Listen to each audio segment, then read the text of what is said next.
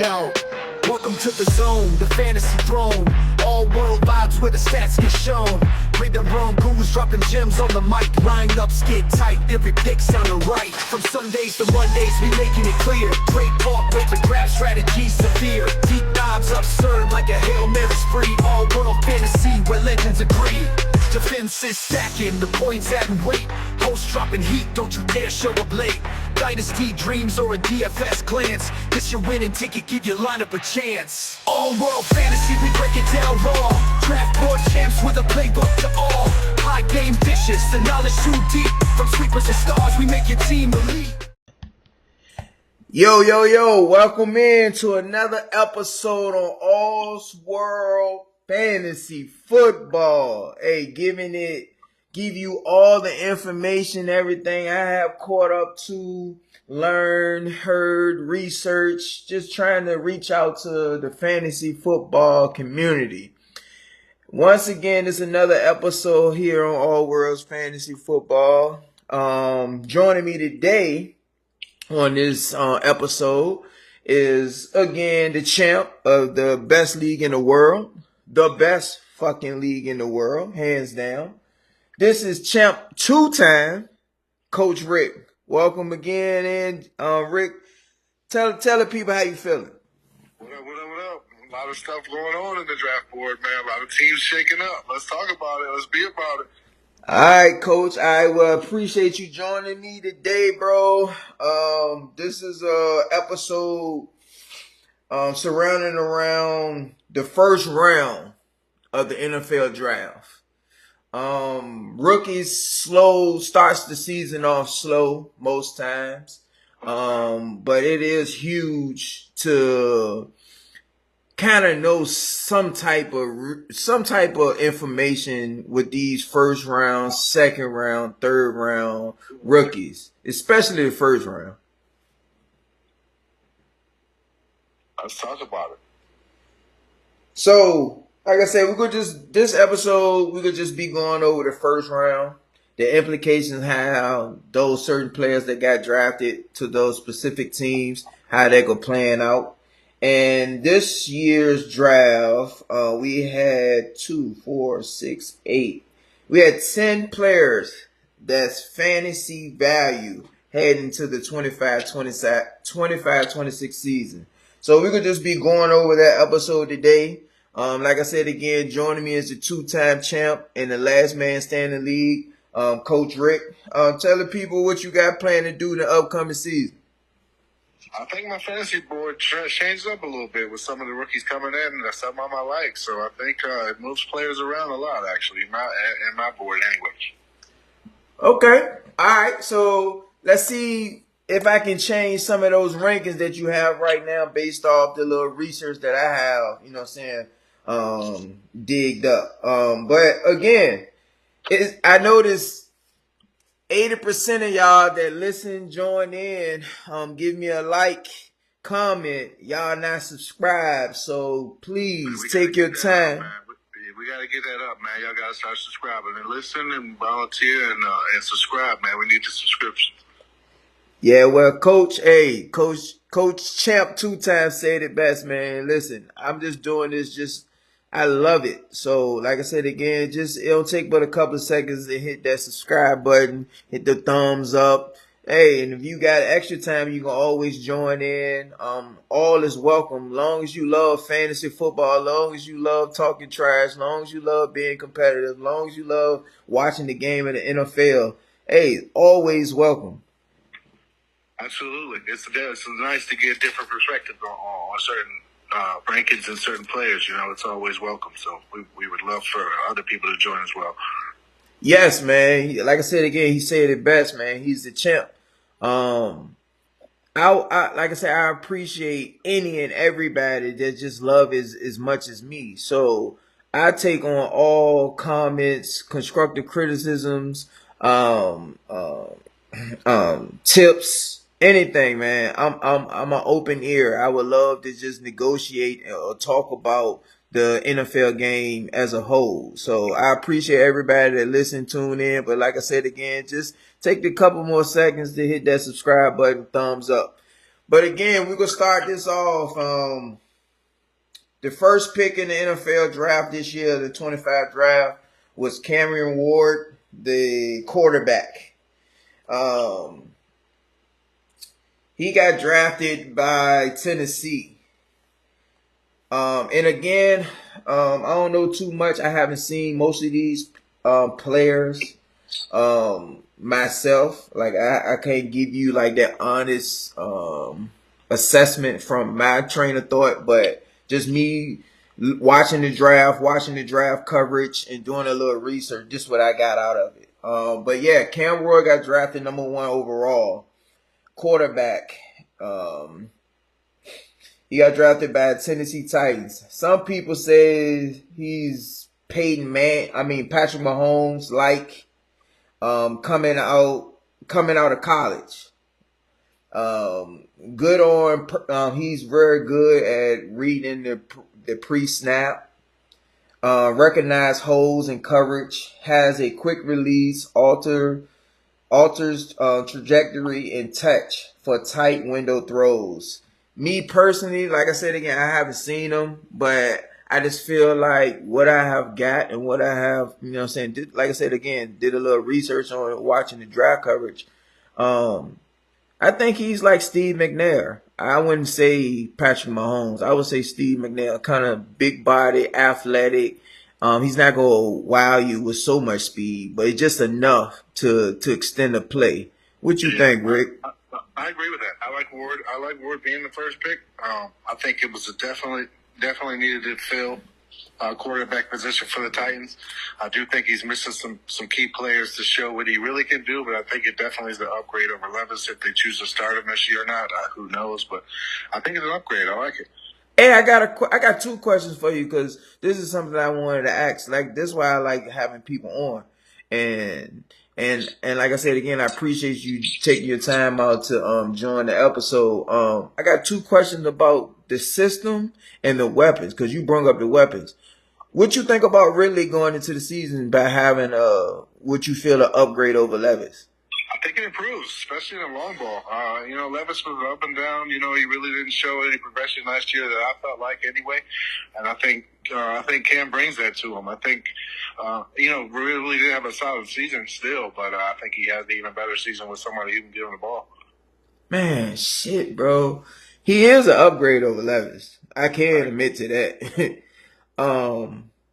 I just think that Levis was just a street ball type football player, the ones that play in the backyard. To be honest. Yeah. Yeah, so, and then with the system, I don't know, and again, I don't know too much about Tennessee's system. I have to do a little research on that. Yeah, I can't say that I do either, so I have to agree on the system-wise. But if they run anything like they did last season, I think he struggles a little bit being a rookie, but I think they have a better season. Yeah, I say the same thing. There's no way in hell they'll have a worse season than what Will Levis put out in the field last year. So yeah, I agree with that. Absolutely agree. And I wouldn't mind taking him as a third option quarterback if it came down to it. Not to say he's on my first choice of balance, but I wouldn't be mad to get him in late round. You talking about like in our draft, in our league? In our draft, I see him putting up some points with whether being throwing or with his feet. I think he can score. I don't think he's going to be top 10 or 15, but as a last minute option, I'd take him. So what I know you don't got your rankings right now, but you'll have him top 24, top 30? Absolutely. I would take him over some quarterbacks for sure. Okay. All right, so the second pick was a trade up. Jacksonville traded up to get the Heisman Trophy winner. He's a athletic freak, Travis Hunter out of Colorado, wide receiver / cornerback. With him, he finished first in all major testing scores: production, athleticism, and total score. His NFL comp is Devontae Smith and Darius Slay. I can somewhat agree with it, other than the Devontae Smith one. I think he's a little bit more of a rangy receiver, meaning like he has a higher catch radius than Devontae Smith, because Devontae Smith a little smaller. But the Darius Slay comp, I kind of agree with that because the way his range as attacking the ball, just him being a receiver as well. I feel like if he plays 80-20, like 80% receivers and 20% cornerbacks, I think he can have a Hall of Fame career. I'd have to agree. He's a once-in-a-lifetime talent, can play both sides of the ball. I think it's going to be a little different for him with the big boys, though. I don't know how consistent he's going to be for both. Would love to see him pick one or the other, but I like it. I think Jacksonville made this nice little trade to get him. I like him with Thomas. I think that's a great one, too. Yeah, that's what I was gonna ask because I haven't updated my rankings yet. I ain't have time to right now. I wanted to gather all the information and finish with the draft over the weekend, but I got to update my rankings. My rankings will be updated before the week's out. But I was thinking about Brian Thomas Jr., him being the number one option and the target monster by not really having nothing behind him. The same thing I felt about Marvin Harrison Jr. But by them getting Hunter will get at least 6 to 8 targets a game. I agree with that. I think it just opens it up even more for Thomas, to be honest, now that they have a comparable situation on the other side. I think it opens them up. And I was thinking the same thing, Coach. I was thinking the same thing, Champ, that people always kind of shy away from another target getter. I don't look at it that way. I look at it that way where you can't double team me now. Now you can't double team. Okay. All right. So, yeah, that's how I feel about the Travis Hunter pick.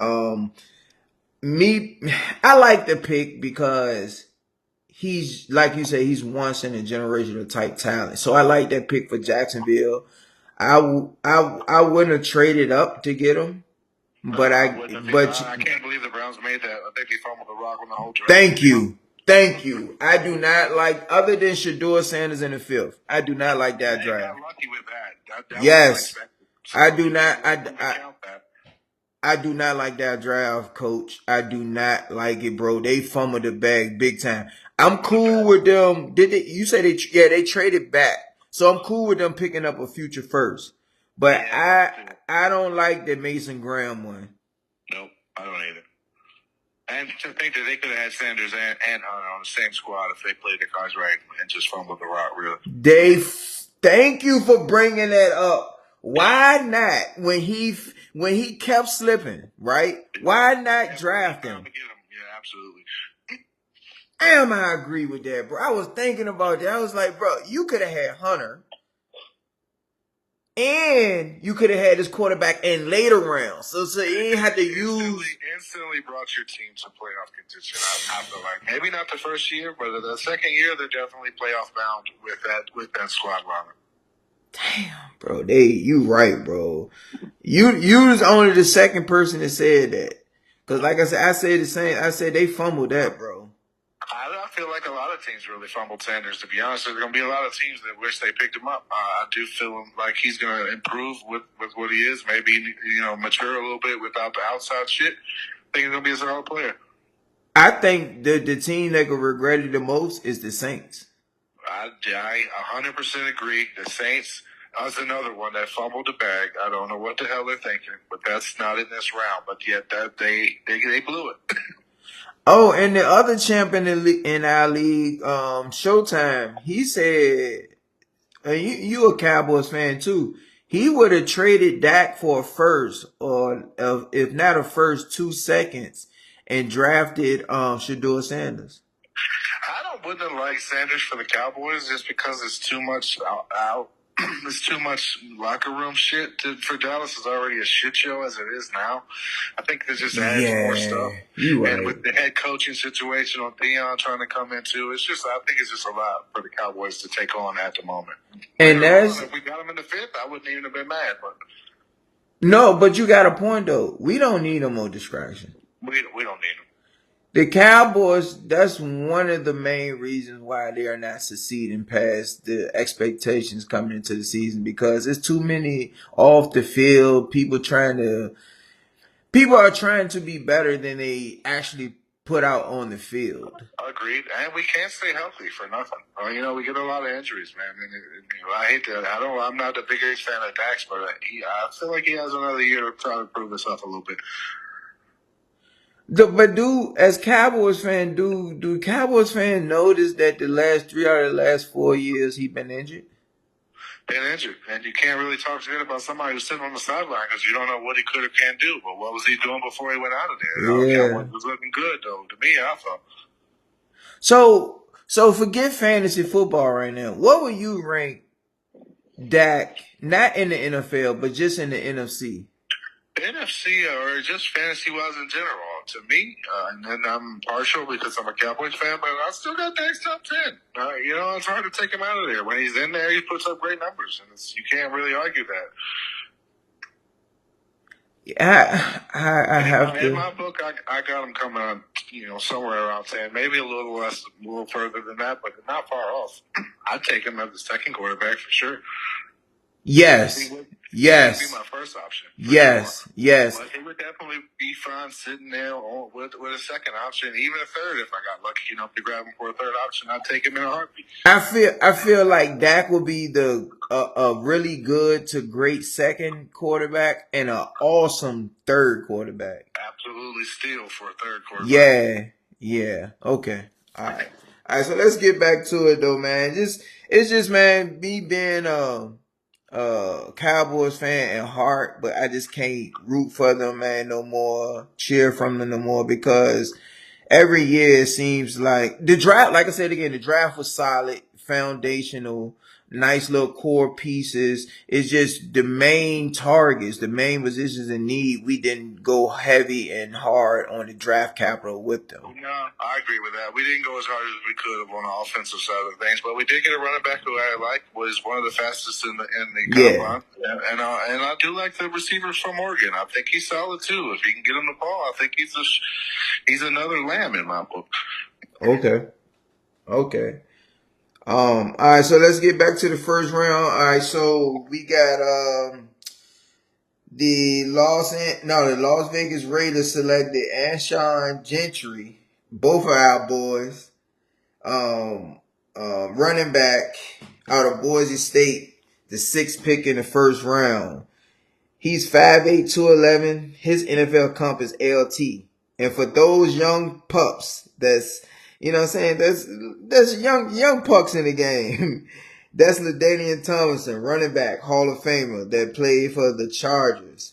And a small stint with the Jets. Genty lower body center of gravity, his awareness, his acceleration, and how he can beat most players around the edge is superstar talents.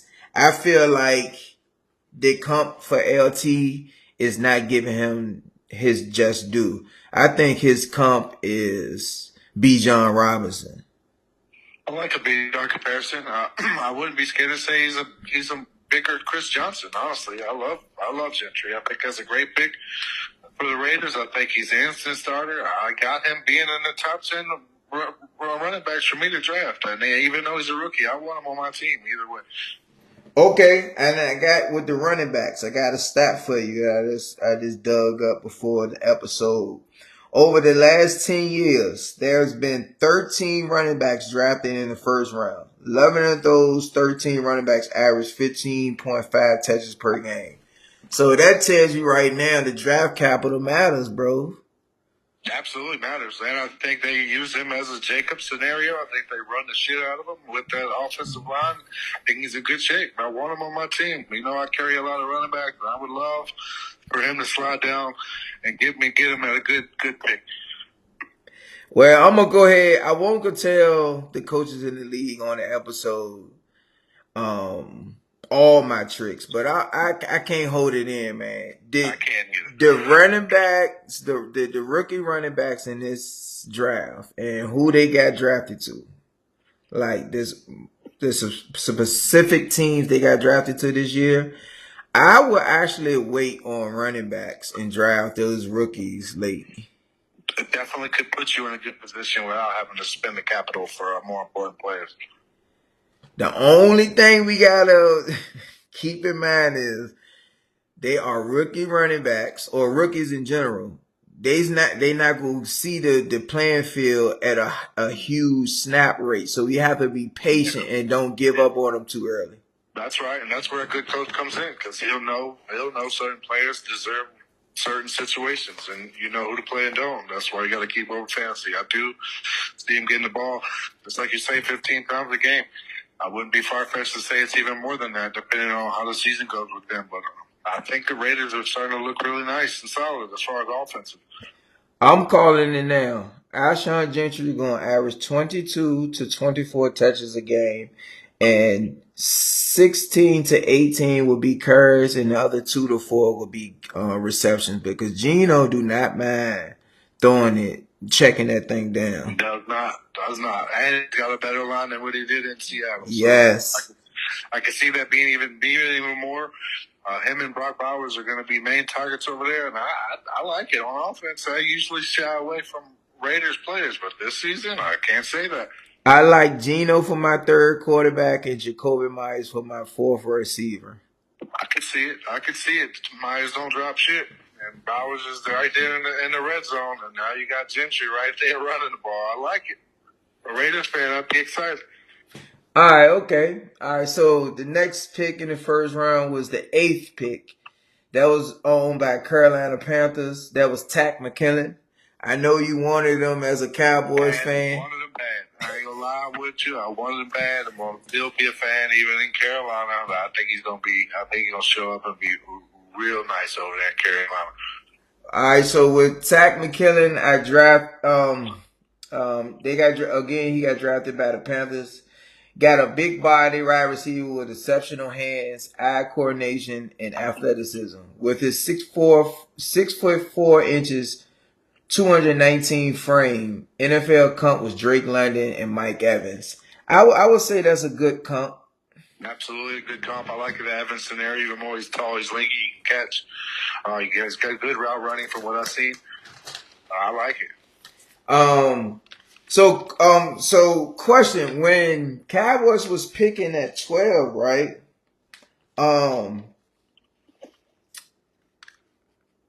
Who would you rather pick except for that guard? I think we needed the guard over the running backs just to fill that Zach situation, so I'm not mad. And he went off the board before that pick, so it's not like we passed up on him. So I don't know. I like the guard pick for the Cowboys. I think that the number one, that's what they needed to do, personally, in my opinion. But some people just disagree. There was still a lot left on the board, so who knows? I'm gonna always trust Cowboys when it comes to the first round because Will McClay is the perfect scout / player personnel guy. That's why they keeping him around every year, getting him more and more money, changing his title to make him feel special. Which I think Will McClay should be running the team, but that'll never happen. But I agree. Great scout. Defensive wise in general, we always end up finding a stud defensively. So I'm not mad at the pick. So I'm not mad. I'm going to trust him, and I'm not mad because it reminds me of the Travis Frederick one when they traded back and got Travis Frederick, and I was like, what the hell they was doing when there was receivers there or running backs there or other positions in need that we needed. Because, offensive lineman is not a sexy pick. No, it's not, but it definitely was needed with Zach going out. And the defensive line sure could use some offensive and some defensive, really. Yeah, like I said, I like it because, like I said, it's a foundational draft. You got players that can give you 8 to 10 years with the franchise, not 4 to 6. So yeah, I agree with that. I think he could pair up to a Zach situation if he plays long enough and stays healthy. I think he fills that void. Yeah. All right, so the 10th pick by the Chicago Bears. This was the shocker for me. I kind of guessed all the rest of them. The shocker was when the Chicago Bears went tight end Colston Loveland. With Colston Loveland, he is that type of can do it all, line up anywhere on the field, out wide, in the slot, or on the line. His NFL comp was Sam Laporta, and I think they just get that comp just because Ben Johnson's offensive coordinator, he came from Detroit. I don't know too much about him. I really don't know too much about Loveland. They just, like I said, they just say he can line up anywhere, and that's perfect for Ben Johnson's system. I don't like the landing because, okay, when it comes to tight ends, I would say 6 to 8 targets is really good. That's at least top 10, top 12. Let's see what those 6 to 8 targets, what he can do out of it. So he the type of tight end that I'm drafting real late. Yeah, he's a late one for me as well. He might be a second option to my starter, depending on how far down. But I don't feel like he was the first tight end that should have came off the board anyway. I do know a little bit about him. I watched a little bit of him, and I mean, he is a lineup. I mean, he's special, sure. But I think Warren should have been number one, and I think Colts got a steal with that pick.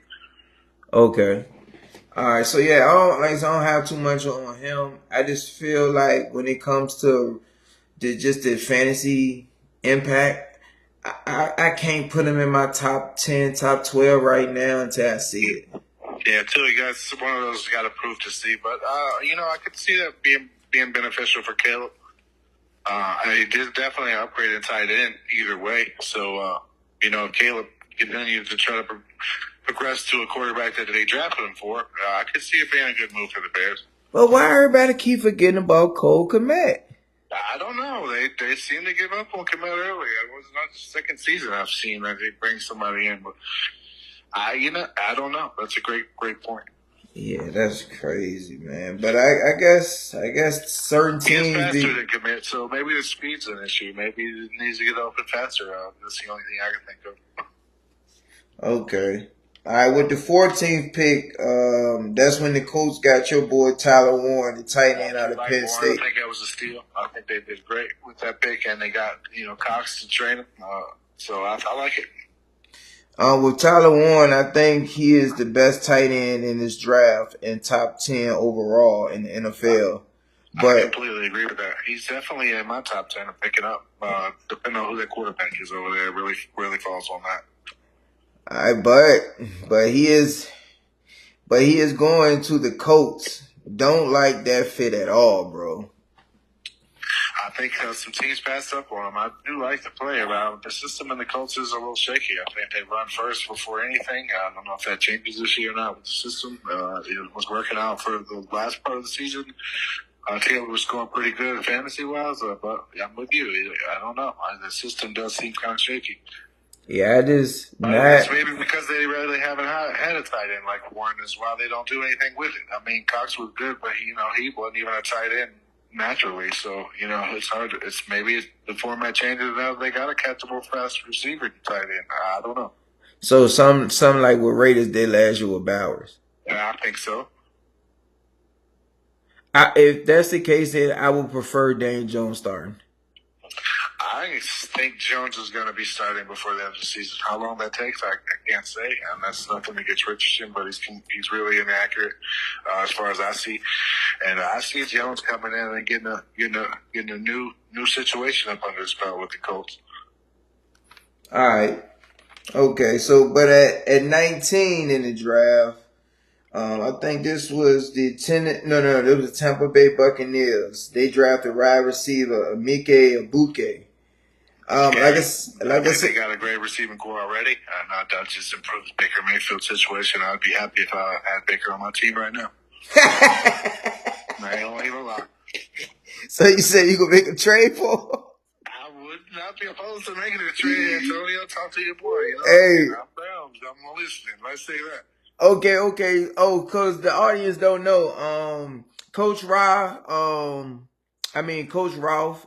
can't join us this year.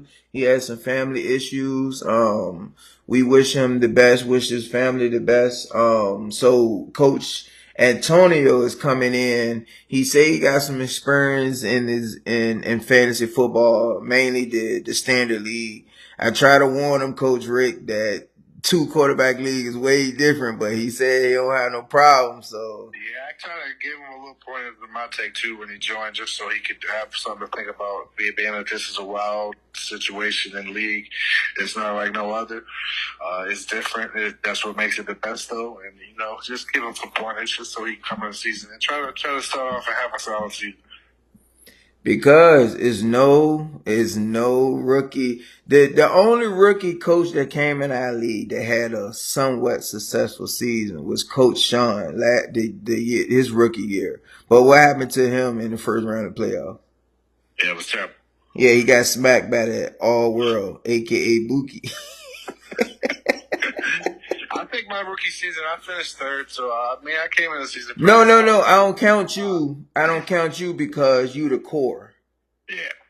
Like, Rookies like, definitely struggle. In fact, if you're not careful, you'll get ran over. You'll get taken advantage yeah. of, and you really got to know what you're doing. So, it's hard for rookies to come in. But that second season, once you get it on your belt and you see how things run, but I might really have a better season outside of a couple coaches that I can name. This second season is when you see that wheel break. Like Absolutely. most coaches will leave that second year. Yeah, they either leave or they get their shit together most times. So Yeah, like that my was pops, definitely man. a It good was starting point. my pops. It was too much for him, bro. Yeah, I agree. It's a lot. It takes a lot. It's a lot of dedication. It's a lot of moving situations. It's daily chats, it's daily praise. I mean, it's nonstop. Antonio, he was with me. Me and him were on another league previous to together too, just a standard format. And he knew about some of the stuff that I was making in my other league because I shared with him. So he knows how crazy the league is. So I hope he's ready for it. All right. So we only got 3 other players left that got drafted in the first round. At the 22nd pick, that was the Chargers. They select my boy Marion Hampton. That's the player that I wanted Cowboys to draft it, but they didn't. But Marion Hampton, he is a true workhorse running back. And every down back, 6', 221. His NFL comp was Ramon Stevenson, which I don't agree with. He is a tank. He has the base, balance, and power to wear down defenses. I would compare him to I'm trying to think old school. I would compare him to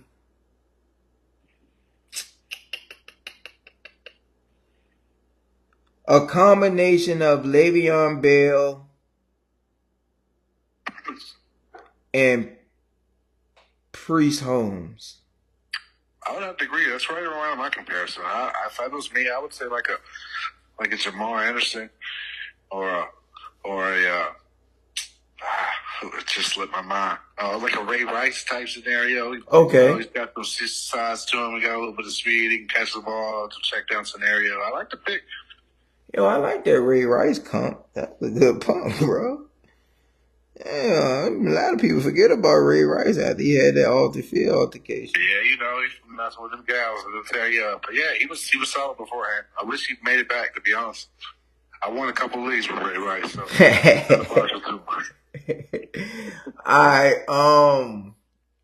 All right, so yeah, that was the Chargers pick. As far as like the fit, I love it. It's just they signed Najee Harris. I really do love it. I'm pretty sure they could kind of like bring him on slow. That's the type of back that you wanted to have on your team for the first 4 weeks. See how the snap count goes. See how much time he get on the field. Start seeing his touches goes up. That's the type of running back. If you draft, you will have to wait 4 or 5 weeks. Yeah, you definitely want to have the combination of running backs too. If you're going to draft one, you might look at the other just in case. And in this instance, I feel like. Well, like so you're saying like just having Najee Harris as the handcuff. You absolutely would have a handcuff for that. And I think by Chargers making this draft pick in the first round, because like I said, draft capital matter. People need to pay attention to that. By him getting drafted, a running back getting drafted in the first round, they going to use him in some form or fashion. I agree. I'm definitely going to use him. It'd be hard not to use him. I think Harris is kind of on the slowdown. I never really liked Harris to begin with. I mean, I'm not taking anything from him. He was solid for a couple of years in Pittsburgh, but yeah, I think he just comes in for the third and fourth down, really, and they use the rookie first and second. If it was my team, that's how I would run it. Yeah, Harris is the perfect locker room guy, steady, always there guy. He never got hurt. Mentor for the rookie to learn behind, for sure. He never missed a game. He got 1,000 yards every year, so he's just consistent. He is consistent. I'll give you that. But yeah, I love Marion Hampton and the Chargers system because Jim Harbaugh, watch he turn back to what they was doing the first 6 weeks with J.K. Dobbins before he got hurt. Yeah. They gonna run that ball, bro. They're gonna definitely run the ball. That's why I see him getting some touches for sure. All right, so I agree with that. The next pick was the 23rd, right after Mario Hampton. It was Green Bay Packers. This pick right here didn't make sense to me. They drafted wide receiver Matthew Golden. He is the first wide receiver drafted by Green Bay in the first round since 2002 with Jawan Walker. He is one, if not the fastest players in this draft, running a recording 4.29 at the combine. I mean, I just feel like he don't fit with that team because it's not like he's a Malik Neighbors or he's a Drake London or a Tack McKinnon. I just think he's I just think he a could be. With his speed, I think he's a solid receiver. I think it's a great pick. Outside, I don't like it for Green Bay. I think the receiving core over there has been jumbled. It's been jumbled for the last 2 years. You don't know who to get. So, receiving standpoint of Green Bay, I don't really agree with the pick with you. Like I'm saying, like you just said, I don't think he fits that system because I think they got enough receivers. They need to figure out who the number one is. But it can't hurt as far as quarterback scenario. I think he still gets the ball too. I think he comes in. It's hard to say what happens over there as far as wide receivers over there in Green Bay. It's up and down with everybody. I see. I agree with NFL wise, like NFL terms. I agree. He has a chance to go over there and actually beat the number one since nobody want to step up and beat the number one. So NFL wise, that'll help Love out. But fantasy wise, I don't like none of them I would receivers. stay away from the receiving score over there. I mean, ain't but one I would want to have anyway. But now that even is questionable at this point. Like perfect example in our league. What was people's thoughts on Jaden Reed? I loved him. You know, he was on my team. He was solid for a lot of games that I needed him for. He kind of fell off in the back end, but you know, if they use him like they used him the first few weeks, he's great. And then now that just scrambled the mix up with another fast receiver. It's going to be hard to tell who's going to be number one over there. Jaden Reed from weeks 7 after the bye week until the end of the NFL, the fantasy playoff. He averaged 11.9 points per game, bro. Yeah, it was terrible second half. That's why I got him off my team. But first few weeks, I thought it was a golden egg at first. He played really good as far as a few weeks. It looked really solid. But I'm with you now. It's just jumbled in the air. You don't know who to go with at this point. But don't get me wrong. Since he's a rookie receiver, he probably get drafted. I got to see the next week or two with the ADP. And the ADP, for the listeners out there don't know what that means. That means average draft position. On the mock drafts that people be doing all across the world on different sites. But yeah, his ADP going rise because he just got drafted over certain Green Bay receivers. So I kind of dislike that because I would like his stock to stay low so I can get him late. Right. But I would say definitely a good late pick. I'm with you, but I think it still drops Reed's numbers down slightly. Yeah. I think if you just drop an ADP, I don't know what the number is or where it was beforehand, but I think it has to drop its numbers at some point. Well, this is one of my tips or tricks that I use when it comes to draft.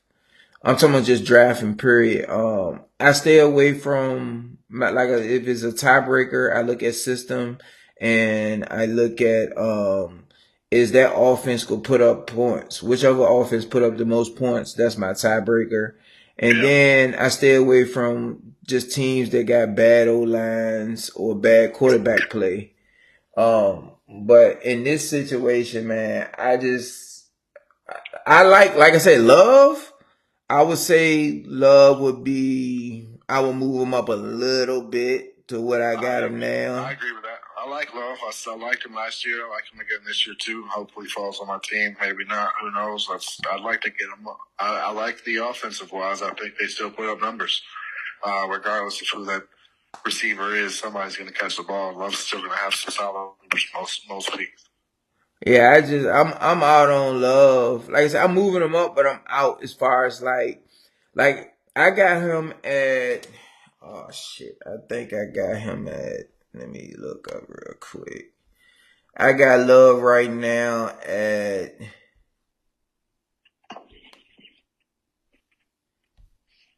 17. That's a little lower than I got him. I got him in the 15. But, Yeah. you know, it's just minor. But I'm going to move. I got Stafford and Tua in front of him. Like Steffi too. Stafford's getting old. You never know with the LA situation over there. I will move Love in front of Stafford. They're not, so it's hard to say. Yeah, I know. I would right now with the draft pick. I would move Love in front of Stafford. I would take that. I would think that Stafford has a worse season than Love for sure. It's just the age and the injury concern. Yeah, it's just the age, the injury, agreed. And the team base too. The receivers they have over there, I don't think compare to Green Bay.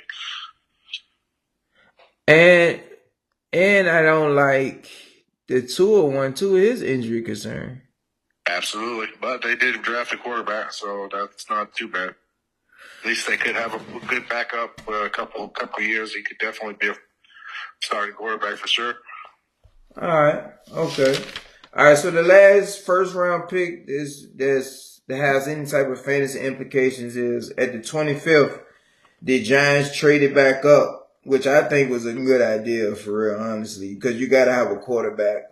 Jackson Dart from Ole Miss. What I got on him is get match up with one of the league's quarterback gurus and head coach Brian Daboll. I agree with that. What he did with Josh Allen, turning him into an NFL caliber quarterback from his rookie year. Dart with similar athleticism and playmaking ability. Like I said, I don't really know Dart. I haven't seen him play, but what I've heard and what I've seen, like I said again through the draft process, I kind of agree with what they said. But Josh Allen was a freak of nature, so no comparison. I don't even like Dart, to be honest. I think they fumbled the ball. With that offensive line that they have, they only made a slight improvement. And I think it's going to be another Daniel Jones. They just don't have the team to protect anybody who's back there, much less somebody who isn't as mobile as Dart, in my opinion. Damn. So you saying he gonna somewhat be like another Daniel Jones? I'm saying he's definitely going to struggle being over there with the Giants. Whether how good he is or not, we're not going to know. But it's going to tell when Daniel Jones gets his start on another team compared to what he did on the Giants. I think same thing happens with Dart. But I can't say anything because the last time they did draft a Ole Miss, they got 2 Super Bowls out of it. So it's going to be hard to tell. Hey man, you can't be dropping gems without putting the name out there for these people listening to the show. You know who that is. That's the old boy Eli. Man, Eli Manning, man. So it's hard to say, it's all about that offensive line, man. A lot of players struggle, and you've seen DeVito struggle. You've seen a lot of people struggle over there when Daniel Jones has been out, including Daniel Jones. So I don't think that changes. I still see them being the bottom of the division. Although I do like the draft pick. They just got the running back. They needed him. I wanted them to go to Dallas, but I do like their draft pick. Damn, bro. I didn't think about that. It's the first time I didn't think about the O-line. Yeah, I was struggling over there on the O-line.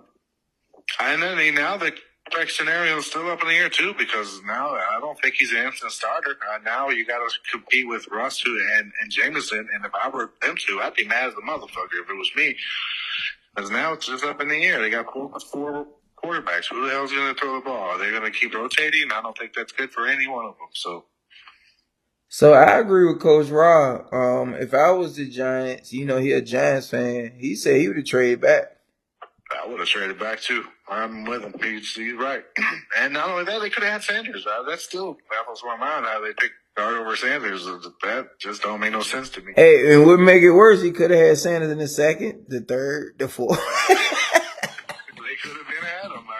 If you didn't think he was picking the high rankings, and I understand it. He filmed the meeting. You didn't really like it. I get it. But the wait that far, I still could have had him. That's crazy. Yeah, see, that's me too. If that's true about what they're saying, I'm okay if he fall on the first. I'm okay if he fall on the second. I'm kind of okay if he fall on the third. But that fourth is no excuse why nobody get him in the fourth. Absolutely. Fumble the rock. Well, every team will pass them. Whether you need a quarterback or not, they fumble the rock. Man, I think he really gonna show people, bro. He's gonna have to. If it was me and how I think, I would have a chip on my shoulder for every single team that passed me, specifically the Giants, specifically the Saints. There's a lot of teams out there that pass up on them. Absolutely need a quarterback. Pittsburgh, I can think of. Like, y'all are idiots. If I played y'all every week in the season, I'm coming at you if I was Sanders. That's just me. Bro, I 100% agree, bro. But yeah, this is gonna be wrapping up the end of this podcast, man. I appreciate everybody that, like I said again, that's tuning in, listening, commenting, giving me advice, giving me pointers, even the negative comments. I appreciate that too. That keeps me going. It keeps me striving to be the best podcast ever. But again, I want to thank the two-time champ, Coach Rick. Appreciate you again. Have enough time to join me on this podcast. Always a pleasure. Anytime you need or discussion or want to talk, I'm down. So I love being here. I love the commentary. Let's get it. Another season in the book. All right, so another episode down. I appreciate it again. We'll see you again. I will be posting this tomorrow, Monday, probably around 6 to 8. Get to my production team. And again, my production team consists of my daughter, AKA, her name is Michaela, AKA Buki, and my friend, my coworker, and Ralph. He deals with all my music. So again, I appreciate everybody. I know this again is 80% of y'all that's not subscribed. Can y'all please just take that time out, hit that subscribe button, thumbs up. Like and subscribes up. Let's go. Hey, I appreciate it again, Coach Rick. Yes, sir. One love. We out. Out. All world fantasy, we break it down raw. Draft board champs with a playbook for all. Hot game vicious, the knowledge too deep. From sweepers to stars, we make your team elite.